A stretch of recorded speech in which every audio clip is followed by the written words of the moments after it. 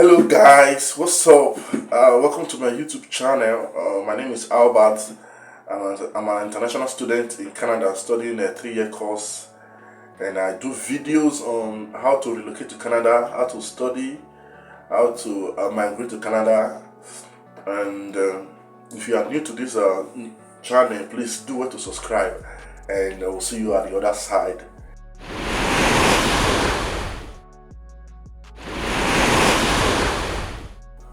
Okay, in this video, I'll be discussing reasons why visas are being denied. Yeah, so it's a very popular video that a lot of persons have been asking me. Why are visas being denied? If you check the rate at which the visas are denied, it's appalling. Now, I was actually served the breakfast before. I was denied at my first instance, at my first application. So, and I've discovered that most times some newbies, some new applicants are normally denied. So, in this video, I'm going to be talking about 3 reasons that you should avoid, 3 potholes that you should avoid when applying for. Okay, the number 1 point is purpose of study. Purpose of study. If you are coming to study in Canada, so we'll call it purpose of study. If it's a visitor visa or a tourist visa, we'll not call it purpose of visit or purpose of your tourism. Why are you coming to tour? So I'm going to streamline this video to purpose of study, because we're talking about study visa. Now, before I go further, when you apply for your student visa, there's a link or a box where you are expected to. It's optional, but it's not actually optional. They call it client information. So I'll put it on the screen. That's where you upload what we call statement of purpose or letter of explanation. You know, first application we call it statement of purpose. Then if you are reapplying again, we call it letter of explanation, because you are trying to explain to the visa officer why you were denied before. So that document is a document that they expect you to write, as in give a total purpose of why you are coming to Canada. As in, that's a letter the visa officer is going to read to know about you, to know what you submitted, to know everything you have documented. So they are expecting you to talk about at least 3 major points that I'm going to explain here, because those are the reasons why these visas are being denied. So number 1 is the purpose of study. So it's expected that you should outline the reason why you are coming to study in this statement of purpose. I don't know if you get the gist. So in this statement of purpose, you are going to outline 3 core reasons. Number 1 is the purpose of study. So now let's go into it. Now, the purpose of study, we'll talk about why are you coming to study this course. For example, now you put in normally before you start your visa application, you must have gotten your offer letter from a university in Canada or college, or you've gotten your offer. So you are writing to them that you want to study this course in Canada. So why do you want to study this course in Canada? Why Canada? Why this school in particular? Are you seeing it? So they want to know why you are studying this course. So they want to know, okay, you are studying this course now. Do you have experience relating to this course?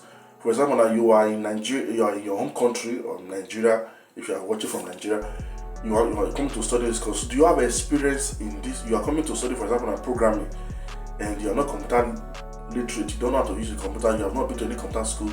So how will you convince them that you are interested? Because if you are coming to study a course in a developed country as an international student, it shows that you have passion for that course. So they want to know what you have been doing in your home country that warrant you to study this course.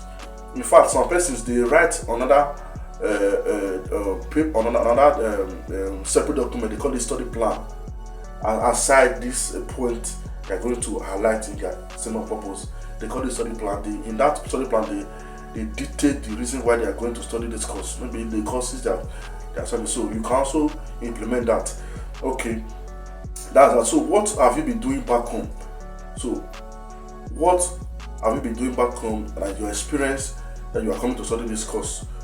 Are you saying so? Okay, another thing is, what is the market value of this course? You are coming to study the course, then can you explain to them that after studying this course now, what is it? How is it going to benefit you? How is it going to benefit the world, your country or whatever? Is this country, is it marketable? Is it sellable? Is it something that can easily get you more? Because you're actually coming to spend a lot of money to study this course. So they want to see the return on investment, as in, after studying this course now, or in the few years to come, how is this course going to benefit you? Are you seeing that? The other thing is, this course you are coming to study in this country, can this course be studied in your home country? You are coming to study this course. Can this course be studied in your country? So why are you leaving your country to come and study this course in this country? So you need to explain why you are coming to study this course in this country, because it involves a lot of effort, a lot of funds, a lot of time planning and the likes. Then we talk about career progression. Now you have, let's say for example, now you studied accounting or you study geography in your home country, and you're coming to do nursing, do a course in nursing. So there's no relationship between those two courses. You can be denied. Yeah. So they want to ask, you don't have, there's no except you can explain that maybe you study something in your own country, but you had experience during along the line, you had experience working in the healthcare sector, and that's the reason why you have passion to study nursing. That one is fine. But if you cannot explain those things, explain those variations, your visas will be denied. They will assume that you just want to run away. You're not coming to study. I get it there. Another thing is what we call the study gap. Now, for example, now you graduated 10 years or 5 years ago, and they want to know what have you been doing those days? What have you been doing those years? It's just like your experience. What have you been doing? Have you been idle?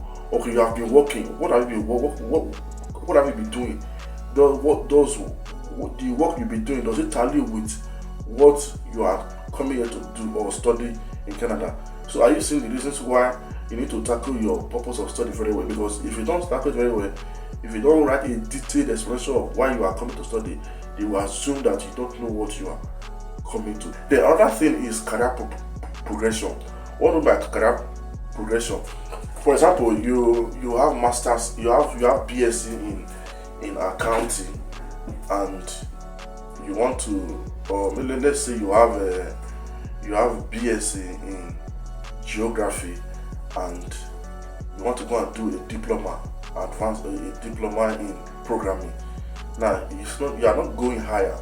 You already have BSc, which is higher than a diploma. So why the curve is not there's no career path in that, except you have to explain the reason. So the defense officer, they believe that when you have the first degree, you should go higher.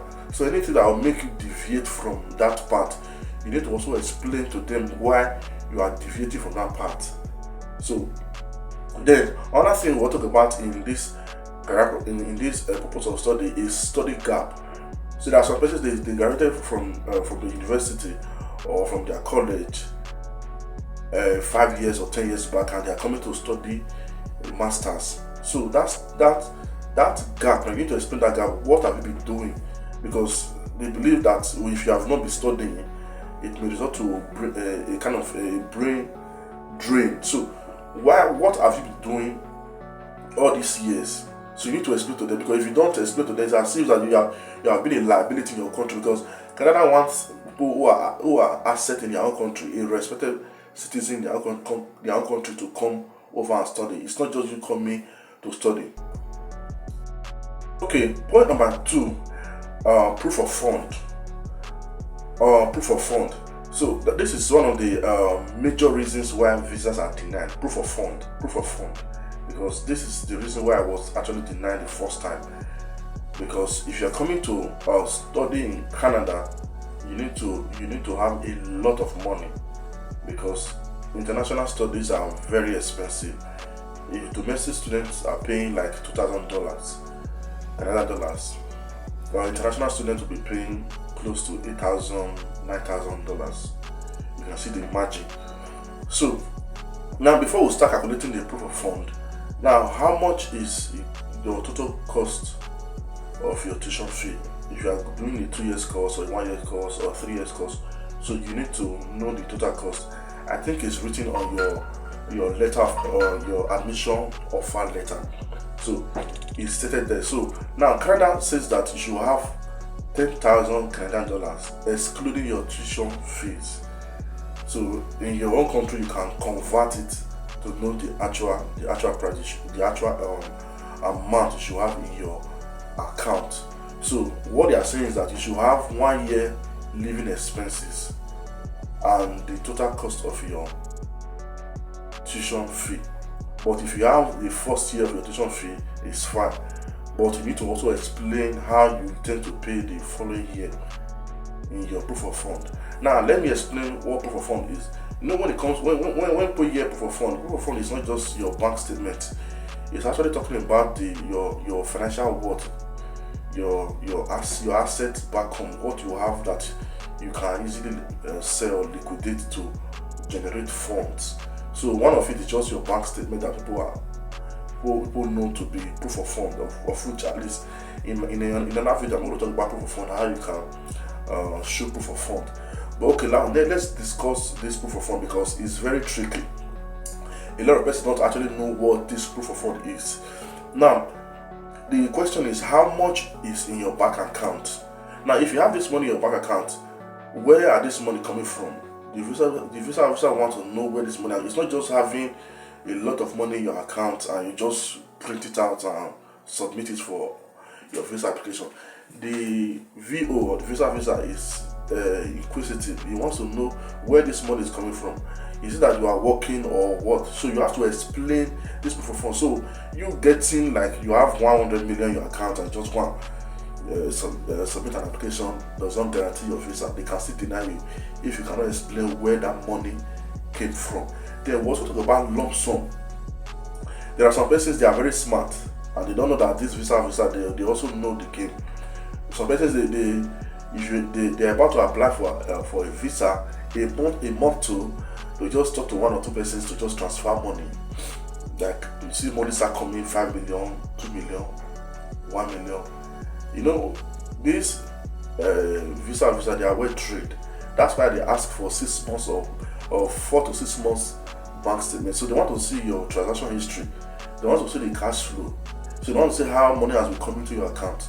So if they discover that for the past 3 months, the money that has been coming to your account is like 100,000, 200,000, 50,000, and all of a sudden you start seeing lump sum of 2 million, 3 million, and you cannot explain where this money is coming from. So you can make them believe that you borrowed the money to just put the money in your account. Then maybe you print out and they remove the money. So they can also think that way. The other thing, like what a lot of people do, a lot of people can actually put money in their account, then put the account statement and then remove the money. You know, these visa officers, they have access to your account. So when you print out your financial statement, you are telling them that they have access, they have the right and the permission to go verify this account statement, and they will go and verify this account statement. There are other things that people do, that they do, like falsifying documents, like changing the figures, taking into this software to edit and change it. Is very wrong. Yeah, so it will lead to 5 years ban. So don't even think about that. Then, who can sponsor you? Like, we are still talking about the proof of fund. Who can sponsor you? And now Canada believes that Canada only accepts self-sponsorship, like you're sponsoring yourself or your parents are sponsoring you. So if you are bringing an account statement of your uncle, your auntie, your brother, your sister, it kind of raise the visa's eyebrow. You see, because now let's talk about this a little bit. Now you are saying that your uncle wants to sponsor your education overseas. Now let's ask ourselves questions. For those who are married, when you were planning for your marriage, like how much did your uncle support you with when you were planning to marry? Are you seeing it? So imagine they know the visa officer you're talking about, they know all these things. So you can't tell me that your uncle will now raise up to like 20 million euros to sponsor you like that your uncle has his own responsibility, he has his own family to take off, he has his business, he has everything. So they know this is that you are lying, that your uncle, even if your uncle has that amount of money in his account, but they don't believe that your uncle can release such amount of money just to train his nephew or niece. So it's not possible. So that's the reason why some persons, they will submit their uncle's account statement of 50 million, they still get denied. They submit their account statement of their aunties, they still get denied. This is the reason. So the visa officer don't believe that your uncle can spend so much amount of money for it, except you have to explain the relationship, as in, what is it that the person adopted you, or you lost your parents, or this person has been paying your fees all this while. Their track record of your track record of the relationship between you and this uncle. So if you can explain it properly, then I think you are good to go. Okay, but in my own take, I don't think it's a good one. Okay, yeah, the point 3 is home ties and economic. I call it economic establishment. Home ties and economic establishment. Now let me point this out. When you apply for your visa, you must have this 3/3. If you have a good purpose of study and good proof of fund, and you miss it out on this last point, this third point, you're going to be denied. So in visa application, it's good you have 3/3, according to this video I'm doing. So what about home ties? Now you are applying to study in overseas, whether this you are studying, you are visiting, or you're going for tourism. These visas, they are under the category of temporary visa, meaning that you are not going there to stay permanently. You are going there after you're done with what you went there to do. You are going back. So what are the proofs, or what are the things in your home country that can actually influence you to come back? The visa officer wants you to explain those points. So if you are not able to convince them that you will go back after your studies, then it means that you actually want to relocate, or you want to run away. So in your visa application, you need to make sure you show enough home ties. And like I see a lot of mistake why some persons, they are applying for visas, they don't tell what they are doing back home.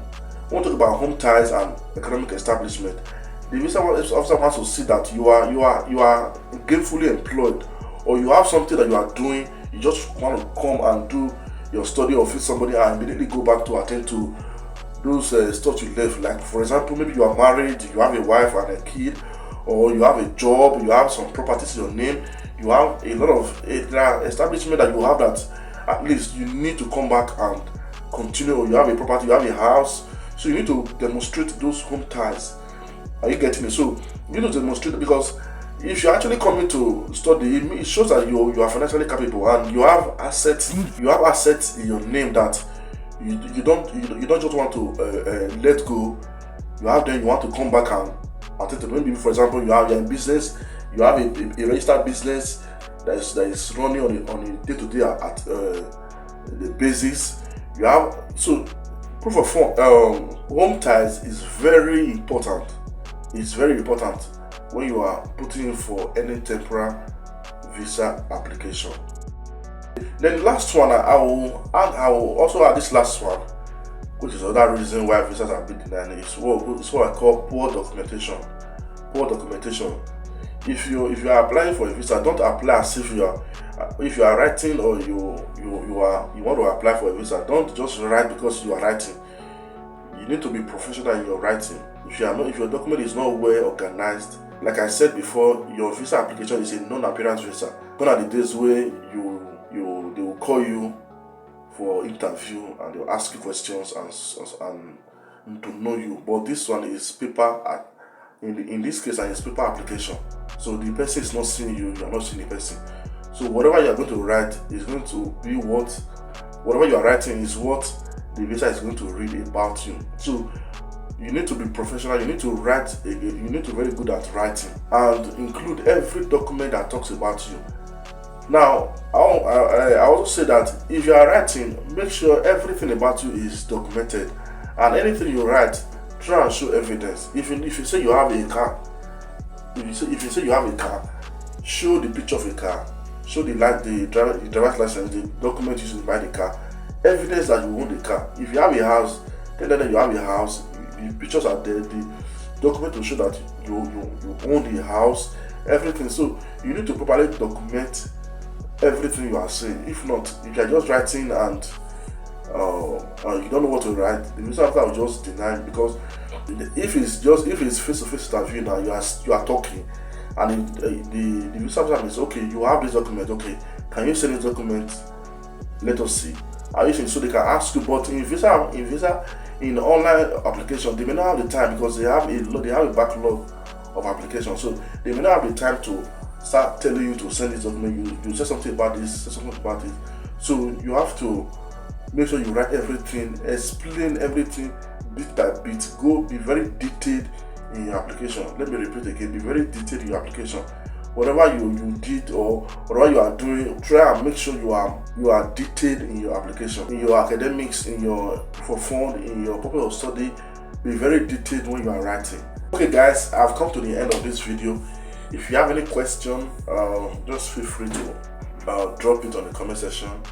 And if you want to know more about me, check the description box. I discovered that a lot of us, we don't actually read what's on the description box. They'll ask me, can I get your email, can I get your phone number? Please always read the description box. It's just above this, it's below this screen. Just click on where you have more, you see a lot of information there. So like I said, if you have any questions, just drop it on the comment section and I'll try and answer your question. And please don't forget to smash the subscribe button and be good.